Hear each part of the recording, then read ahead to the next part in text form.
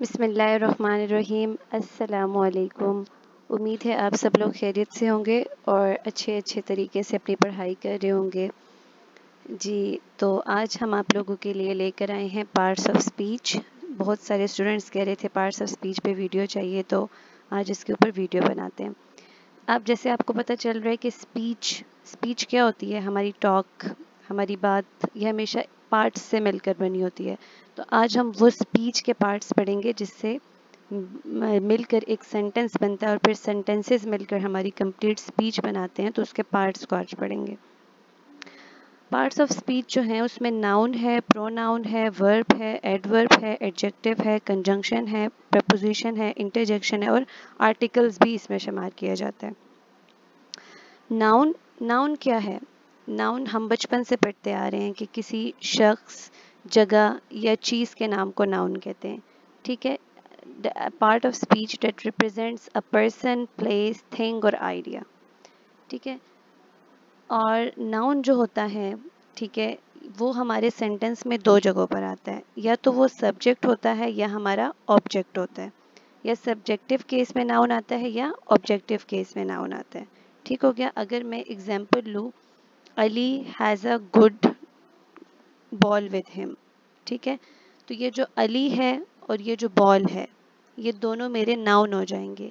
ठीक है, यहाँ पे अली जो है वो सब्जेक्ट होगा और बॉल जो होगा वो ऑब्जेक्ट होगा। अली शख्स का नाम है, बॉल थिंग का नाम है, दोनों नाउन हो गए, एक सब्जेक्टिव केस में और एक ऑब्जेक्टिव केस में। नाउन की टाइप्स को पढ़ते हैं। नाउन की सबसे पहली टाइप है कॉमन नाउन। कॉमन नाउन जिसको उर्दू में कहा जाता है इसम नकरा, यानी कि बहुत आम सी चीज़ का नाम, यानी जनरल किसी पर्सन, प्लेस, थिंग या आइडिया को बताना जनरली। ठीक है, उसमें स्पेसिफिसिटी और पर्टिकुलरिटी शामिल ना हो तो वो हमारा कॉमन नाउन कहलाता है। कॉमन नाउन को हम कैपिटलाइज नहीं करते जब तक वो सेंटेंस के स्टार्ट में ना आ जाए। ये बहुत इंपॉर्टेंट चीज़ है, बहुत इंपॉर्टेंट पॉइंट है जो सेंटेंस करेक्शन में आपको हेल्प करेगा। ठीक हो गया। कॉमन नाउन की एग्जांपल्स हम ऐसे ले सकते हैं कि देखें, टीचर, डॉक्टर, स्टूडेंट, ये हर जगह पर जनरल यूज़ होता है कि teacher who teach students. Teacher क्या होता है? Who teaches students. ठीक है, डॉक्टर क्या होता है? Who treats patients. स्टूडेंट क्या होता है? यानी वो एजुकेशन हासिल करने के लिए। तो ये कॉमन वर्ड्स हैं जो पूरी दुनिया में जाने और पहचाने जाते हैं। कॉमन जनरल पर्सन्स के नाम, जनरल सिटी हो गया, कंट्री हो गया, पार्क हो गया, ये कॉमन है क्योंकि शहर, मुल्क और पार्क। इसी तरह चीज़, किताब, टेबल, कार, ठीक है, लव, हैप्पीनेस, फ्रीडम, ये आइडिया, ये ऐसे आइडियाज़ है जो जनरल है। ठीक है, इनको हम लोग कभी भी कैपिटल वर्ड्स में नहीं लिखते सेंटेंस के अंदर, बल्कि अगर कोई सेंटेंस स्टार्ट में इनसे शुरू हो रहा हो तब इनको कैपिटल लिखा जाता है। ठीक है, कॉमन नाउन जनरल पर्सन्स का नाम होता है। अब आप प्रॉपर नाउन को पढ़ेंगे तो आपको कॉमन नाउन अच्छे से क्लियर होगा। प्रॉपर नाउन किसी स्पेसिफिक पर्सन, किसी खास चीज़, किसी खास इंसान, किसी खास प्लेस के लिए इस्तेमाल किया जाता है और ये हमेशा कैपिटल होता है। जब भी ये सेंटेंस के मिड में यूज़ होता है, एंड पे यूज़ होता है, इसको हमेशा कैपिटल करके लिखते हैं। अब जैसे मैंने आपको कहा कि बॉय, बॉय क्या था? बॉय एक जनरल टर्म थी, एक जनरल यानी पर्सन था।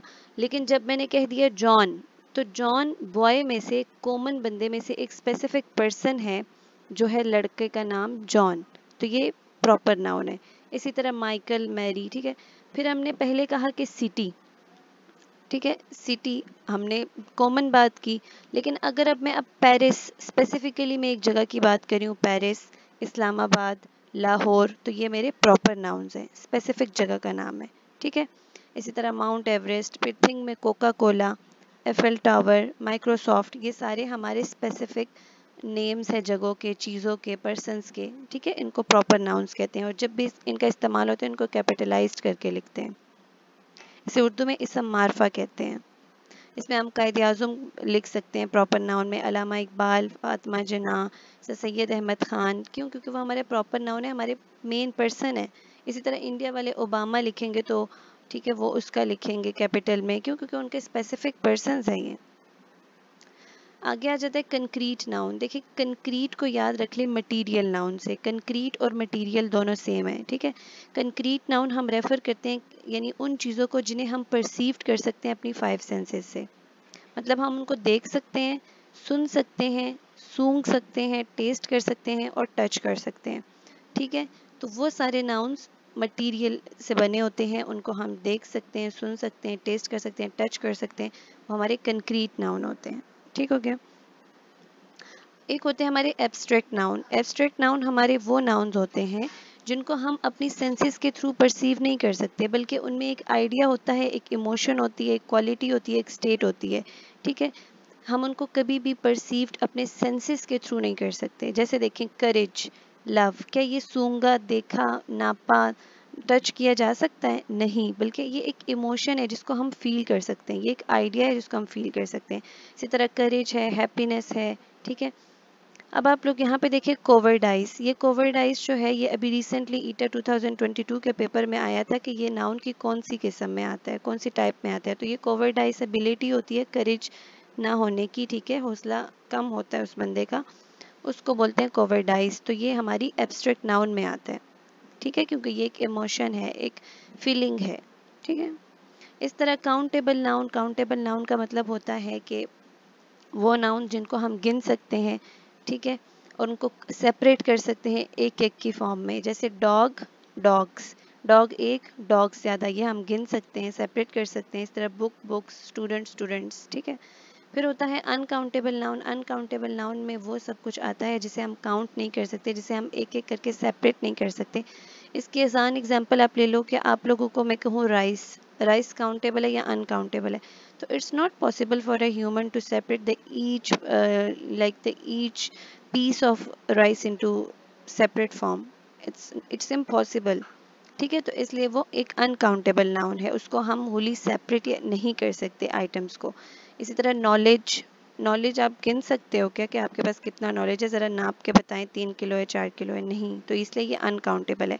इसी तरह वाटर, एडवाइस, शुगर, ठीक है, एडवाइस नॉन अनकाउंटेबल है, हम ये नहीं कहते आपको उसने कितने दर्जन या कितने किलो की एडवाइस दी है, ठीक है, ये अनकाउंटेबल चीज़ें।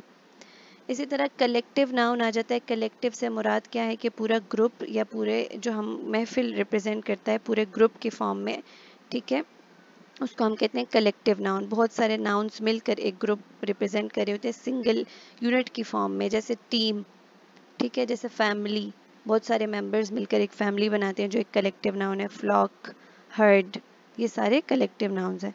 इसी तरह पोजेसिव नाउन क्या होता है कि पोजेसिव नाउन हमेशा मलकियत शो करता है, ऑनरशिप शो करता है, पोजेशन शो करता है किसी चीज़ की। देखें यहाँ पे लिखा है सारा और यहाँ पे लिखा है बुक। सारा भी नाउन है, बुक भी नाउन है। साराज बुक, ये पोजेशन अपोस्ट्रोफी एस लगा के हम लोगों ने इसको बना दिया पोजेसिव नाउन, ठीक है। ये पोजेसिव नाउन है और ये पोजेस्ड नाउन है, मतलब हम पोजेशन जिसकी दे रहे हैं, जिस चीज़ के साथ वो पोजेस्ड होगी और जिसकी दे रहे हैं वो पोजेशन होगा, ठीक है। इसी तरह द कैट्स टैब, तो ये कैट और टैब दोनों नाउन है, कैट्स की पोजेशन टैब के साथ शो कर रहे हैं। फिर आ जाता है कंपाउंड नाउन। कंपाउंड हमेशा दो को कहते हैं, कम्बिनेशन ऑफ टू। तो कंपाउंड नाउन हमेशा दो नाउन्स या दो वर्ड्स या दो थिंग की चीज़ों को कंबाइन करने से बनता है और एक नया नाउन बनता है। जैसे आप देखिए टूथ और ब्रश, दो मिला के हम लोगों ने एक न्यू नाउन बनाया। बास्केटबॉल, बास्केट एक नाउन है, बॉल दूसरा नाउन है, दोनों को मिला के हमने एक नया नाउन बनाया है, कंपाउंड नाउन बास्केटबॉल। सनफ्लावर, ठीक हो गया। इसी तरह कुछ होते हैं प्लूरल नाउन्स जिनसे हम लोग एक से ज़्यादा को मुखातिब कर रहे होते हैं, ठीक है, एक से ज़्यादा आइडियाज़ को, एक से ज़्यादा थिंग्स को, एक से ज़्यादा प्लेस को, ठीक है। जैसे for example cats, houses, cars, ideas, ये सारी हमारी जमा चीज़ें हैं, प्लूरल चीज़ें हैं। इसी तरह अगर हम सिंगुलर नाउन की बात करें तो सिंगुलर नाउन में आ जाता है वन पर्सन, प्लेस और आइडिया और चीज़। जैसे cat without S, house without S, car without S, idea without S, एक चीज़ वाहिद, ठीक है। अब हम देखते हैं कि प्रो नाउन क्या होता है। आप लोग को नज़र आ रहा है नाउन और प्रो। प्रो का मतलब होता है पहले, यानी नाउन से लगने वाली पहली चीज़ें। प्रोनाउन एक ऐसा वर्ड होता है जिसको हम नाउन के बजाय लिखते हैं, ठीक है। noun or noun phrase, ठीक है, used to replace a noun or noun phrase in a sentence, allowing us to avoid repetition and make our language more concise and fluent. Pronoun का इस्तेमाल क्यों किया जाता है? प्रोनाउन का इस्तेमाल इसलिए किया जाता है कि हम बार बार अपने सेंटेंस के अंदर नाउन को रिपीट ना करें, ठीक है। देखो, अगर मैं कहती हूँ कि Ali is a good boy, Ali wakes up early in the morning, Ali has 2 brothers, Ali has a handsome personality, तो बार बार अली अली यूज़ करके मज़ा नहीं आ रहा। अगर मैं कहूँ Ali is a good boy, he is a punctual boy, he wakes up early in the morning, he recites Quran daily, तो ये जो ही मैं यूज़ कर रही हूँ, ठीक है, ये उसके लिए प्रोनाउन यूज़ कर रही हूँ, ठीक है। यानी नाउन के इंस्टेड पे जो वर्ड मैं यूज़ करूँगी रिप्लेस करके वो प्रोनाउन होगा।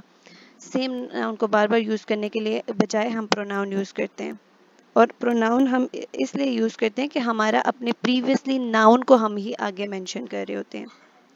अब कुछ होते हैं पर्सनल प्रोनाउन, ठीक है। पर्सनल प्रोनाउन से हमारे स्पेसिफिक पीपल और थिंग्स मुराद हैं, ठीक है।